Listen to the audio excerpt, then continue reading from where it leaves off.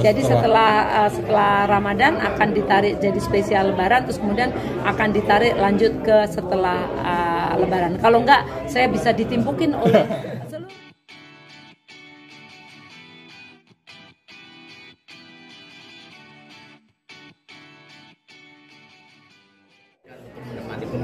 Oke, jadi untuk Lebaran tahun ini sangat keren ya. Jadi yang pertama adalah pastinya kita akan melanjutkan program-program kesuksesan program-program yang sekarang ada. Jadi misalnya Magic Five. Jadi Magic Fiver seluruh Indonesia masih tetap bisa menyaksikan Magic Five di saat Lebaran. Kemudian juga Cinta yang Tak Sederhana juga akan terus berlanjut di Lebaran. Kemudian pastinya di Lebaran nanti akan ada sidang isbat. Terus kemudian ada sholat id di pagi hari dari Masjid Istiqlal. Kemudian di prime time kami akan menayangkan spesial, yaitu film-film tayang pertama di Indonesia, yaitu film-film Mandarin ya, film-film Mandarin atau mega film Asia yang dibintangi oleh Jackie Chan, Jet Li, kemudian juga Donnie Yen, dan bahkan ada pemain Hollywood juga Jason Statham. Jadi ini akan menjadi Lebaran yang sangat meriah. Nah, selain itu juga kami akan menayangkan puncak dari aksi atau malam kemenangan itu di Central Prime Time, sehingga seluruh masyarakat Indonesia atau para pemirsa bisa menyaksikan, nggak perlu lagi di sahur tapi bisa di Central Prime Time. Di situ nanti akan ada bintang tamu Rhoma Irama, Pak Haji Rhoma Irama akan mengisi di malam kemenangannya aksi 2023 ini. Jadi insya Allah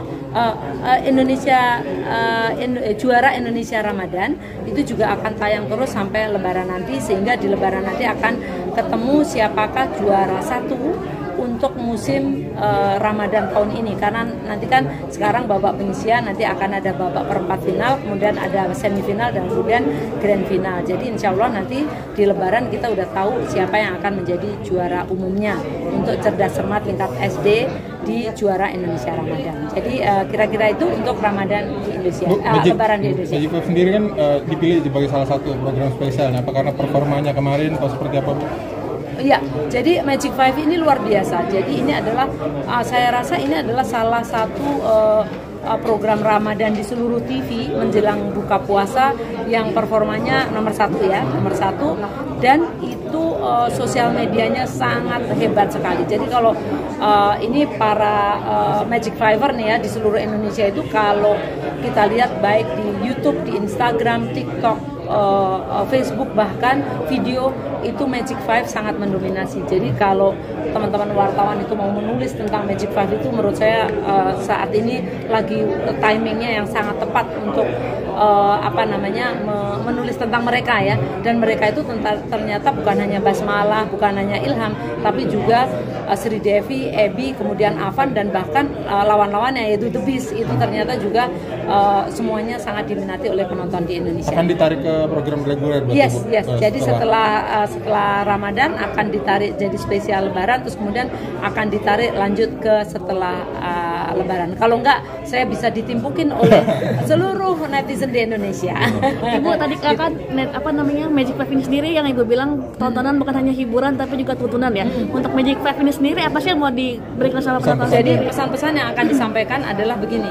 Di Magic Five ini betapa anak-anak muda, ada 5 anak-anak muda yang kemudian dalam hidupnya itu dia harus berkorban untuk banyak membela orang-orang yang lemah atau membela kebenaran.